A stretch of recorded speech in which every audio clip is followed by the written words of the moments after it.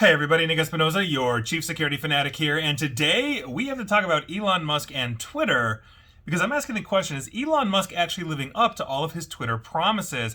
And it was just about a year ago or so that it was revealed that Elon Musk had become the largest shareholder of Twitter, and then weeks after that disclosure, he said he was going to take the company private for $44 billion. Now, I know that, every time I do anything with Elon Musk, I'm called the world's stupidest man on the internet or a moron or whatever those things, and that is totally fine. That doesn't bother me. I'm going to be putting this video out on Twitter, but I've never really been a big fan of Twitter. I've always said that Twitter is where civility goes to die. I've not changed that position since Elon Musk has started this and taken it over from Jack Dorsey. But nevertheless, there are things that Elon Musk promised and all of that that simply have not come to fruition, or it's been kind of haphazard and all of that if you're objectively looking at this. So since that purchase, Musk has made, as I mentioned, interesting changes and promises pertaining to Twitter. Some of those promises have essentially pertained to how new features would roll out on the site.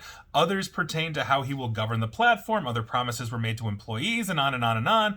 And objectively, his ownership has been erratic. Now, I'm taking this list from reliable sources, which I thought had a really good write-up on this, and I went and checked it, and they are correct because Twitter basically has seen its fortunes essentially diminish. Musk says he bought it for $44 million. That's what we all understand. Now he's saying it's worth about $20 billion.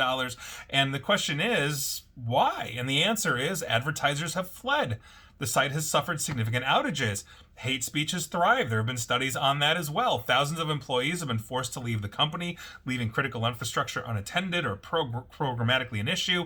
He brought in, a programming guru to fix a lot of this stuff who quit like a week later. There you go. In typical Musk fashion, he has made so many commitments that it's difficult to keep track of them. And this is what happens when you've got a lot of hype men running. You say, oh, I'm promising this and this and this and this and this and this and this. And it's always on to the next shiny object. And it always is deflecting, all those kinds of things. We've seen it in politicians. We see it, in very high profile billionaires that are like Musk. And here we are. And so that has worked for his favor, given that he's failed to fulfill a lot of these.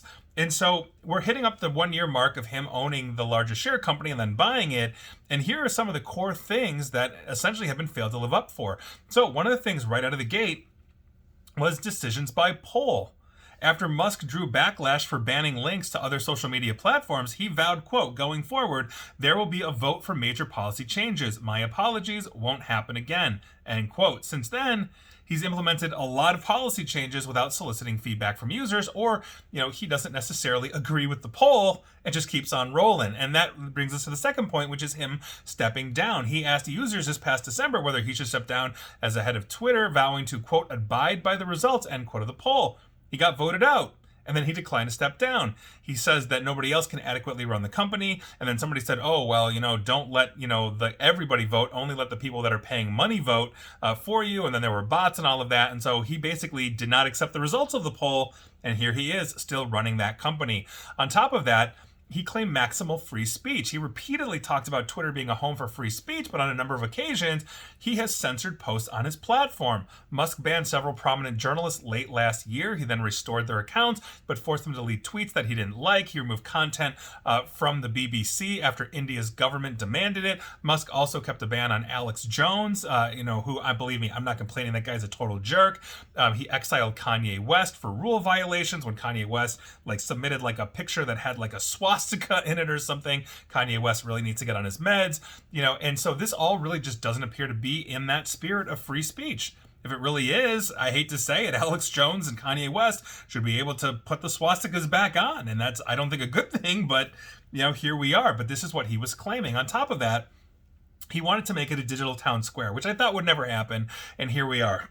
So when Musk purchased Twitter, he declared the platform to be a, quote, digital town square where matters vital to the future of humanity are debated, end quote. I think that's a great concept. I'm a fan of that, but this past week he announced that non-paying users won't even be able to vote on the site and that their voices will be minimized. This is coming from that should I step down or not. Musk also said that he will only promote the tweets of users who pay him. So if you're paying him the $8 a month, for basically getting Twitter Blue, which originally was for editing and those kinds of things. I mean, full disclosure, I've been paying for Twitter Blue since before Musk because it's good features and I use Twitter for marketing, and now I have a blue check for it, but apparently I can vote because I'm doing that. On top of that, verification. Musk said that as a Twitter owner, he would work on, quote, authenticating all humans, end quote, on the platform. But Musk has moved basically to do the opposite by stripping noticeable public figures who refuse to pay him for verification badges, while also verifying users who are impersonating others. Jason Alexander of Seinfeld fame, aka George Costanza, recently came out and said,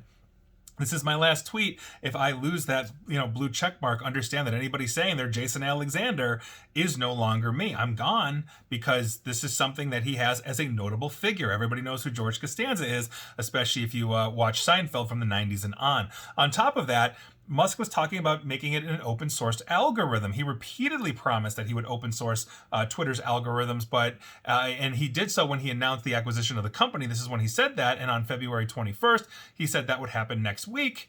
Still hasn't happened, and here we are.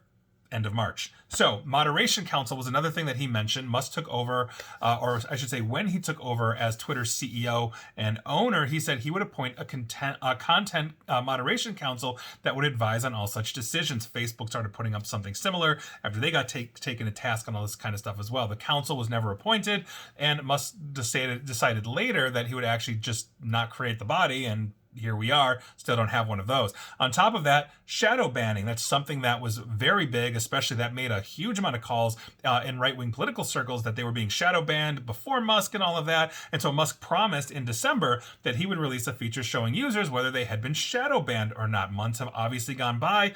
We still don't have that shadow banning. And on top of that, severance. Elon Musk boasted about laying off basically employees with 3 months severance, which he said was more than what was legally required. But months after being let go, many employees, as we now know, were only offered 1 month of pay in exchange for agreeing to various terms and conditions. So he didn't live up to that, and on and on and on. And so this is actually really interesting. Twitter has been erratic. Is it going away? No. I wrote an article called Why Twitter Will Die, and I listed out a whole litany of things that are wrong with Twitter in general.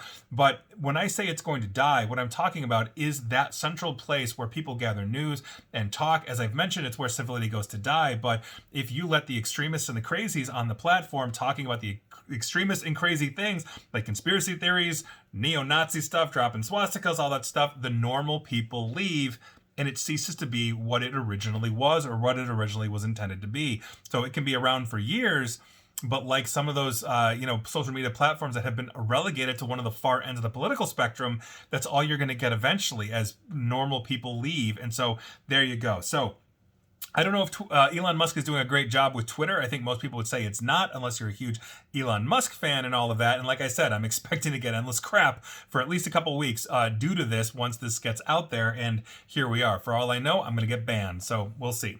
And please like, share, follow me here on Facebook and Twitter, where I may be banned. And as always, feel free to subscribe to me at YouTube as well. And as always, stay safe, stay online, and please attempt to stay private. Thanks, everybody.